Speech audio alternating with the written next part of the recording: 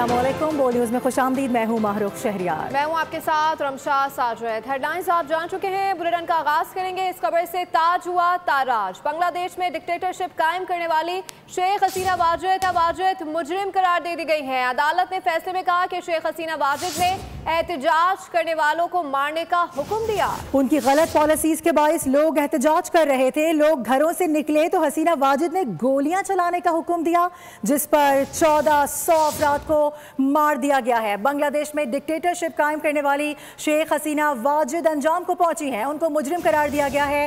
अदालत ने फैसले में कहा है कि शेख हसीना वाजिद ने एहतजाज करने वालों को मारने के ऑर्डर्स जारी किए। उनकी गलत पॉलिसीज की वजह से लोग परेशान थे जो एहतजाज कर रहे थे। नुमाइंदा खुसूसी सलमान आवान हमें ज्वाइन करें, उनसे बात करेंगे। सलमान, कहीं पर भी भाग जाएं लेकिन मुजरिम मुजरिम ही रहता है।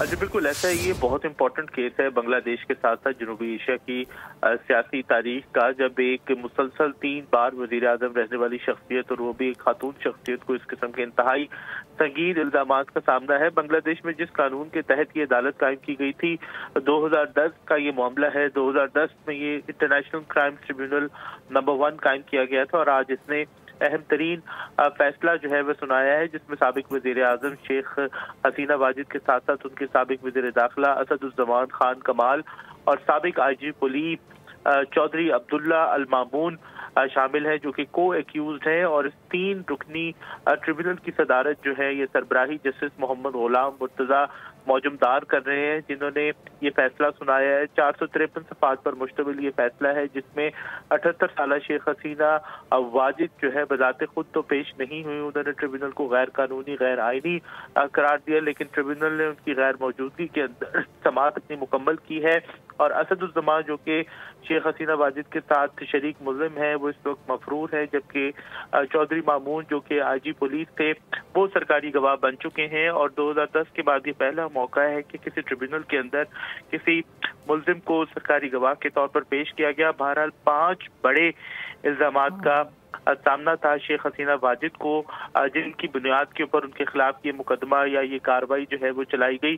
सबसे पहले इल्जाम की हम बात करें तो उनके ऊपर मर्डर, अटेम्प्टेड मर्डर, टॉर्चर और दीगर इनह्यूमेन इक़दामात का इल्जाम था कि उन्होंने इस तमाम कार्रवाई में, जो कि बांग्लादेश पुलिस ने, बांग्लादेश की सिक्योरिटी फोर्सेस ने मुजाहिरीन के खिलाफ की, वो डायरेक्ट उनके अहकामात के ऊपर की गई। और उसके बाद 14 जुलाई की जो उनकी प्रेस ब्रीफिंग था उसका खास तौर पर हवाला दिया गया, जिसके अंदर ये तमाम लोग जो कि इनके शरीक मुल्ज़िम हैं वो बैठे हुए थे। बहरहाल ये फैसला जो है वो मुजरिम जो है अदालत ने उनको करार दे दिया है और कहा है कि शेख हसीना वाजिद के फैसले के ऊपर शेख हसीना वाजिद ने बतौर वजीर आजम जो जुबानी अहकाम दिए या बराह रास्त अहकाम दिए, उसके नतीजे में पुलिस ने और दीगर कानून नाफिज करने वाले ने मुजाहिरीन के ऊपर गोलियां चलाई और उसके नतीजे में सैकड़ों की तादाद के अंदर शहरी जो है बांग्लादेश के, जो कि अपने हक के लिए एहतजाज कर रहे थे, वो जाँ बाग हुए। और इन मुजाहरों के दौरान अदालत ने करार दिया है कि ताकत का एक बेजा इस्तेमाल किया गया, एक इंतहाई जुल्म और बर्बरियत का मुजाहरा किया गया, जिसके अंदर कानून नाफिज करने वाले इदारों को अपने ही शहरियों के ऊपर गोलियां चलाते हुए देखा गया और इसका मुजरिम करार दिया गया है शेख हसीना वाजिद को। और 1400 अफराद या 1400 शहरियों के कत्ल का ये मामला है। जी ठीक है, 1400 शहरियों के कत्ल का मामला है जो कि उन्हीं की गलत पॉलिसी के खिलाफ एहतजाज कर रहे थे, उनको मारने के ऑर्डर्स जारी किए गए। बाकायदा तौर पे आज ये खबर मौसूल हो गई है कि अदालत की जानिब से शेख हसीना वाजिद को मुजरिम करार दे दिया गया है। बांग्लादेश में डिक्टेटरशिप कायम करने वाली शेख हसीना वाजिद अब मुजरिम करार दे दी गई हैं। अदालत ने फैसले में कहा है कि शेख हसीना वाजिद ने एहतजाज करने वालों को मारने का हुक्म दिया। उनकी गलत पॉलिसीज़ का नतीजा था, जिसके बायस लोग अपने घरों से बाहर निकल के एहतजाज कर रहे थे, उनकी पॉलिसीज से नाखुश थे, जिसकी वजह से हमने देखा कि वहाँ पर अवाम का एक समंदर उमड़ आया, एक तहरीक चलाई गई, लोग घरों से निकले तो हसीना वाजिद ने उनको मारने का हुक्म दे दिया। अपने नाजरीन को अपडेट करें इस हवाले से। बांग्लादेशी अदालत ने शेख हसीना को मुजरिम करार दे दिया है। याद रहे, हसीना वाजिद पर इंसानियत के खिलाफ जराइम के मुकदमे का फैसला आज सुना दिया गया है। बांग्लादेश के साबिक वज़ीर आज़म शेख हसीना वाजिद के खिलाफ मुकदमे का फैसला सुना दिया गया। और साबिक वज़ीर-ए-आज़म शेख हसीना पर इंसानियत खिलाफ जराइम का मुकदमा था। इस्तिग़ासा ने हसीना के लिए सज़ाए मौत की दरख्वास्त भी कर रखी थी। शेख हसीना पर 2024 में तुलबा तहरीक के खिलाफ क्रैकडाउन के अहकाम देने और बसी पैमाने पर हलाकतों का इल्ज़ाम था। साबिक वज़ीर-ए-आज़म शेख हसीना को तौहीन अदालत पर 6 माह कैद की सज़ा भी सुनाई गई थी, लेकिन अब यह खबर आ रही है कि उनको सज़ा हो गई है। मुजाहरों के दौरान ताकत का बेजा इस्तेमाल किया गया है और अक़वाम मुत्तहिदा के मुताबिक मुजाहरों के दौरान 1400 अफराद हलाक हुए थे। दूसरी जानिब शेख हसीना के खिलाफ अदालती फैसला आने से कबल बांग्लादेश में पुरतशद्दुद वाक़यात की लहर भी जारी रही। इसी पर बात करने के लिए सीनियर तज्ज़कार एहतिशामुल हक साहब ने हमें ज्वाइन किया। एहतिशाम साहब, एक बड़ा फैसला आ गया है और आई थिंक आने वाले पॉलिटिशियंस के लिए हम इसको एक मिसाली फैसला भी देख रहे हैं। देखिए जी, बांग्लादेश में जिस तरीके से पिछले 2-2.5 सालों में तब्दीली आई है और आपने देखा कि तकरीबन 13.5 साल हसीना वाजिद का जो रूल था उसमें सिवाय जुल्म, ज्यादती, कत्लो गारत और आपने देखा जिस तरीके से मावराए अदालत कत्ल हुए वहाँ पे और कोई रूल ऑफ लॉ नहीं था। अपने मुखालफिन को जिस तरह चुन चुन के मारा गया और जमात इस्लामी के 80 और 90 साल के जो बुजुर्ग लोग हैं उनको भी फांसी दी गई और सब गलत फांसियां दी गई, बगैर सबूत के दी गई। फेयर ट्रायल का कोई कॉन्सेप्ट नहीं था। तो अब देखें जिस तरीके से ये वहाँ पे इनकलाब आया और ये तो होना ही था। अब देख लें कि इन्होंने, ठीक है, इकोनॉमी के फ्रंट पे खासा इसने काम किया था खातून ने, लेकिन दूसरी तरफ अपने मुखालफिन को दबाने के लिए हर हरबा इस्तेमाल किया और उसका नतीजा निकला कि उसके बाद आपने देखा कि अपराइजिंग हुई, खास तौर पे नौजवानों में इनको भागना पड़ा और भाग के गई, हिंदुस्तान की गोद में जाके बैठी। हिंदुस्तान ने इनको पाला था। आपने देखा जिस तरीके से हिंदुस्तान का वहाँ पे बांग्लादेश में इन्फ्लुएंस था। बाकायदा रॉ का ढाका में एक ऑफिस था जहाँ से बैठ के ये ऑपरेट करती थी और इन्होंने न सिर्फ अपने हमसायों के साथ ताल्लुकात खराब किए बल्कि जहाँ जहाँ भी आप देखते हैं इनकी आवाज़ गई, लोग इनके मुखालिफ ही बोले। मुझे याद है 1.5 साल पहले मैं अमेरिका में था, वहाँ पे बहुत बड़ा जलसा जुलूस मैंने देखा इनके खिलाफ। सारे बंगाली वहाँ पे न्यूयॉर्क में इकट्ठे हुए थे, तो उनसे बात करो वो सब ये कहते थे कि जी जुल्म ज्यादती का दौर है। तो ये जो आज सजा हुई है ये तो जिसको कहते हैं ये तो कंसिक्वेंस होना था इसका, इसकी सजा तो आनी थी। अब सवाल ये है कि जी एक हिंदुस्तान के साथ इनका एक्सट्राडिशन ट्रीटी भी है जो 2013 में हुई थी, 2016 में इसको दोबारा रिवाइज किया गया था, एक्सपेंड किया गया था। उस लिहाज से तो मुजरमों के तबादले में जो बांग्लादेश की हुकूमत कह रही है कि जी हमें दें, हम इन पे मुकदमा चलाएंगे, तो हिंदुस्तान उनको नहीं दे रहा। बिल्कुल आप सही कह रहे हैं और आज यही हमने देखा है कि एक बड़ा फैसला ले लिया गया है, बाकायदा तौर पे इनको मुजरिमा करार दे दिया गया है। हमारे साथ रहने के लिए बहुत शुक्रिया आपका। आगे बढ़ते हुए आपको बताएं कि मुजफ्फराबाद में तब्दीली की हवा। आज़ाद कश्मीर असम्बली का आम इजलास आज होगा जिसमें वज़ीर-ए-आज़म के खिलाफ तहरीक अदम एतमाद पेश की जाएगी। फैसल मुमताज़ राठौर वज़ारत उज़्मा के लिए पीपल्स पार्टी के नामजद उम्मीदवार हैं। AJ की असम्बली के अहम इजलास के दौरान नए कायदे ऐवान के इंतखाब की तैयारियाँ जारी हैं। हिज़्ब इख्तिलाफ की जमातों ने हुकूमती तब्दीली के लिए मुश्तरका हिकमत अमली अपना ली है। आज़ाद जम्मू कश्मीर कानून साज असम्बली का इंतहाई अहम इजलास आज होगा। वज़ीर-ए-आज़म चौधरी अनवारुल हक के खिलाफ तहरीक अदम एतमाद पेश होगी, जबकि इजलास में नए कायदे ऐवान के इंतखाब का अमल भी मुकम्मल किया जाएगा। पीपल्स पार्टी का दावा है कि मतलूबा तादाद से ज्यादा अरकान इनके साथ हैं, जबकि मुस्लिम लीग नून तहरीक अदम एतमाद और अपोजिशन बेंचों पर बैठने के लिए तैयार है। सियासी सूरत हाल में तेजी के बाद निगाहें आज के इजलास पर मरकूज हैं, जो आज़ाद कश्मीर की सियासत का नया रुख मुतय्यन करेगा। अपडेट करेंगे आपको। वज़ीर-ए-आज़म पाकिस्तान शहबाज शरीफ इंतहाई मुख्तसर दौरे पर इस वक्त कराची पहुंच चुके हैं। वज़ीर आला सिंध सैयद मुराद अली शाह की जानिब से वज़ीर-ए-आज़म का इस्तकबाल किया गया है। शॉर्ट ये एक विजिट है, एक रोज़ा दौरा है जिसमें रेलवे से मुतालिक आगाही उनको दी जाएगी। वज़ीर रेलवे भी उनके हमरा मौजूद होंगे जो कि उनको ब्रीफ करेंगे। हमारे साथ कफील अहमद मौजूद है, उनसे बात करेंगे। कफील, इसके अलावा क्या मसरूफियात रहेंगी इनकी?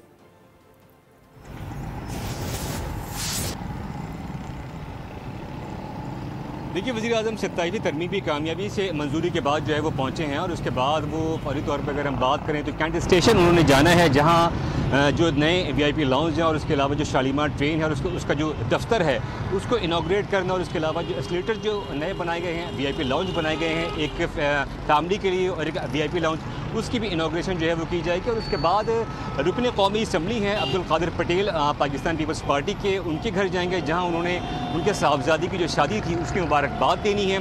और उसके बाद जो है वो बताया जाता है कि आफ्ताब शाबान मीरानी घर जाने का उनका इरादा है और उसके अलावा इजाम करम अली हैं, उनके घर जाने का भी जो है वो इम्कान ज़ाहिर किया गया। तो इंतहाई मुख्तसर दौर है वज़ीर-ए-आज़म का, जो कि 4 से 5 घंटों पर जो है वो मुश्तमिल होगा।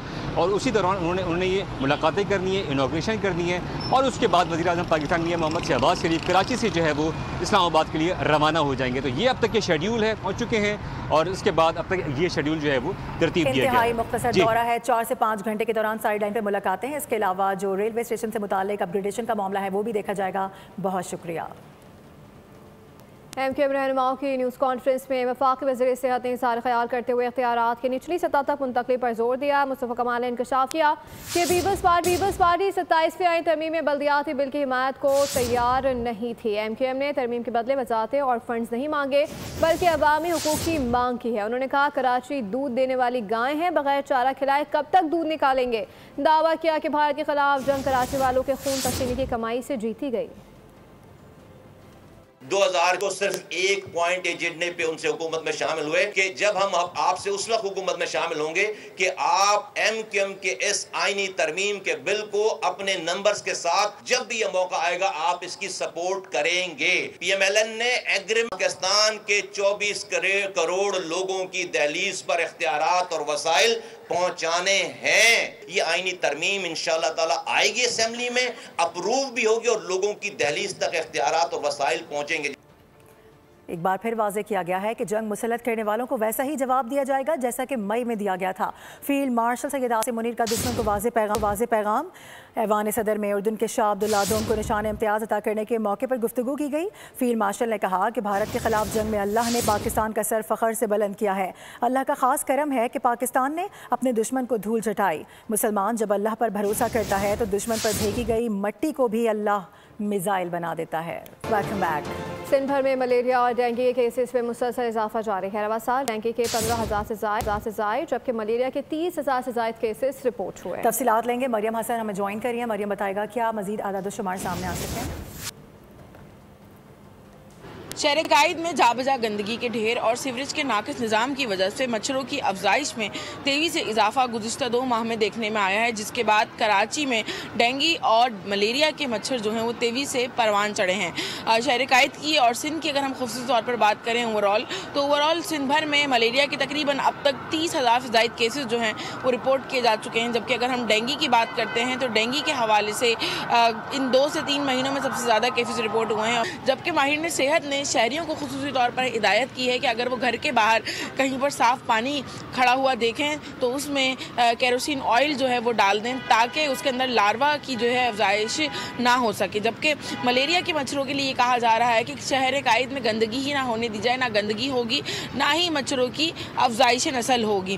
ताहम शहर कायद में जो है फ्यूमिगेशन स्प्रेस टाउन्स की जानिब से जो है वो किया गया है, लेकिन जिस हिसाब से और जितने तवातुर से ये स्प्रेस जो है वो किए जाने थे, स्प्रे मुहिम चलानी चाहिए थी, उस हिसाब से नहीं चल सकी है। यही वजह है कि शहर कायद में ताहाल मलेरिया और डेंगू के केसेस जो हैं वो रिपोर्ट होने का सिलसिला बहुत शुक्रिया। मरियम हसन अपडेट करी थी। लाहौर समेत पंजाब भर में डेंगू मच्छरों की अफजाइश में इजाफा, 24 घंटों में 19 केसेस रिपोर्ट हो गए हैं, जिसके बाद सुबह भर में मरीजों की तादाद 3,825 हो गई। मज़ीद जाने थे नुमाइंदा बोल न्यूज़ अफजाल अब्बासी से। जी अफजाल, आगाह कीजिएगा। जी बिल्कुल, लाहौर समेत पंजाब भर में डेंगू के केसेस में इजाफे का सिलसिला जारी है और गुज़िश्ता 24 घंटों के दौरान उसमें यह है कि एक तो आपने पूरे बाजू वाले कपड़े पहनने हैं, आपके जिस्म का कोई हिस्सा जो है वो एक्सपोज्ड कम से कम होना चाहिए। दूसरा ये कि जो डेंगू के काटने के और इसके ज़्यादा होने के जो औकात हैं वो ज़्यादातर सुबह का वक्त है और शाम का वक्त है। उस टाइम में आप जो है वो खुली जगहों पे या बाहर निकलने से एहतियात करें, पौधों के पास जाने से एहतियात करें। जी बिल्कुल, गंगाराम अस्पताल की डॉक्टर फरहीन का कहना है कि शहरियों को चाहिए कि वो एहतियाती तदाबीर आगाह करने के लिए बहुत शुक्रिया। इन्फ्लेशन से मुतालिक जिक्र करें तो आपको बताएं कि मुल्क भर की तरह रावलपिंडी में चीनी की कीमतें खुद साख्ता इजाफा उसमें देखने में आ रहा है, जबकि मार्केट में सरकारी कीमत 178 रुपये मुकर्रर की गई है। तफसीलात बता रहे हैं इसरार खान।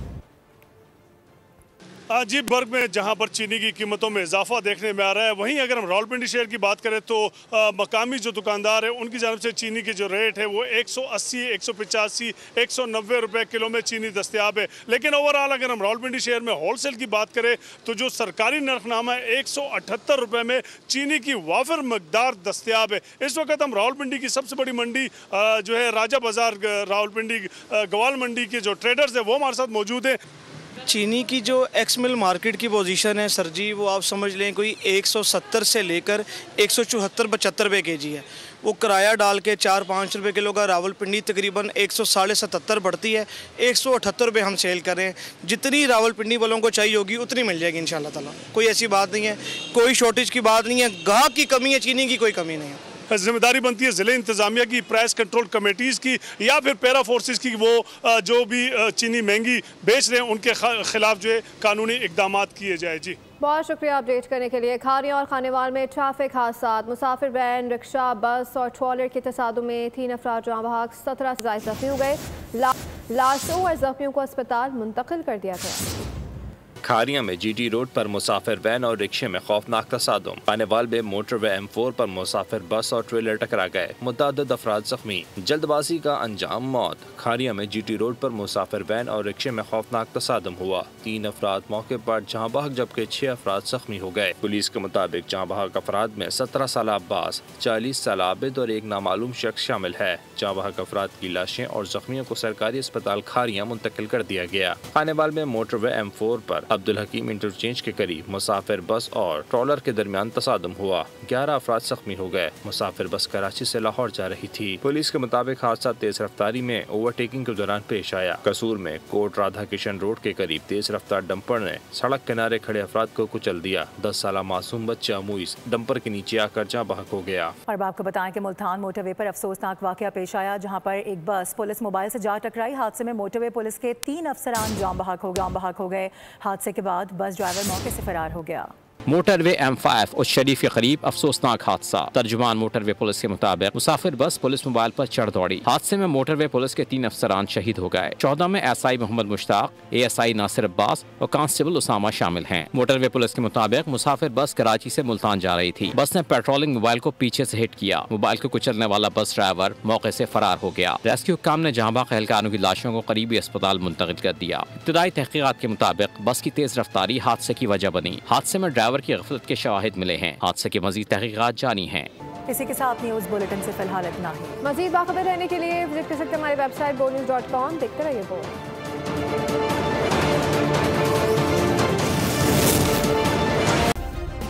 सब्सक्राइब करें और बेल दबाएं ताकि कोई खबर रह न जाए।